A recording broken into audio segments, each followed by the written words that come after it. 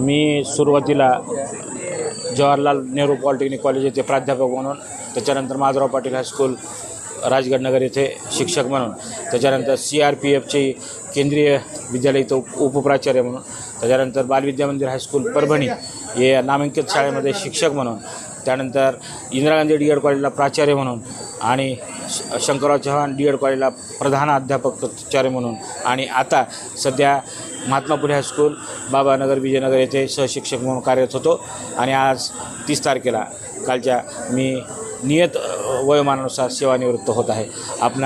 माझ्या सर्व मित्रमंडळी, माझा सर्व शिक्षक पूर्ण परिवार, गणित अध्यापक मंडळाचे सर्व पदाधिकारी, DED कॉलेजचे सर्व माझे विद्यार्थी, सैन्य दलामध्ये असलेले, इथं खूप सारे डॉक्टर्स आहेत, इंजिनियर्स आहेत, मोठ्या मोठ्या पदावर आहेत, या सर्वांनी मला शुभेच्छा दिल्या. त्याच्यामुळं माझं मन भारावून आलं.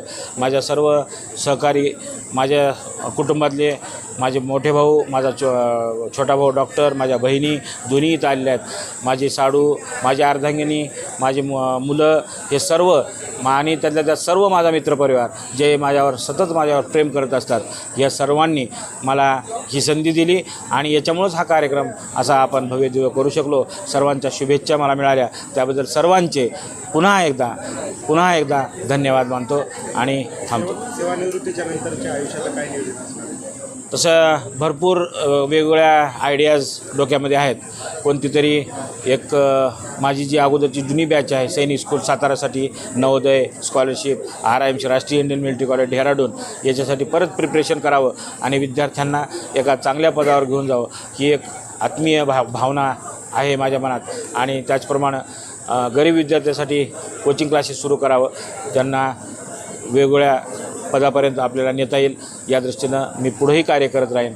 मी शेवटच्या क्षणापर्यंत मी शिक्षक म्हणूनच राहणार आहे. माझ्या सर्व विद्यार्थी, माझे सर्व पालक, माझे सर्व मित्रवर्य, या सर्वांनी माझा हा देखणा सोहळा पार पाडला, त्याबद्दल त्यांचे पुनश्च एकदा धन्यवाद. खूप वेगळ्या पद्धतीनं आपलं स्वागत करण्यात आलं. ज्या ठिकाणी आपण सेवा बजावलेली आहे अशा ठिकाणी वगैरे सगळं मेन्शन केलं होतं, त्याकडे कशाबद्दल काय सांगा?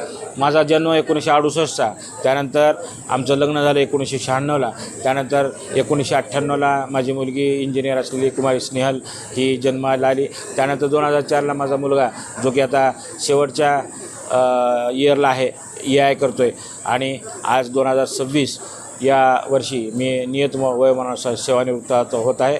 ह्या ज्या सर्व ज्या आयडिया आहेत, ह्या सर्व मला सुचल्या, मी ते केलं आणि गेल्या 15 दिवसापासून मी हे सतत कार्य करत होतो. माझ्यासाठी माझ्या विद्यार्थ्यांनी, पालकांनी, माझ्या सहकार्यांनी खूप छान लेख, माझ्याबद्दल खूप चांगली प्रेरणा दिली मला, आणि एक गणित धुरंधर नावाचं एक आपण स्मरणिका तयार केली.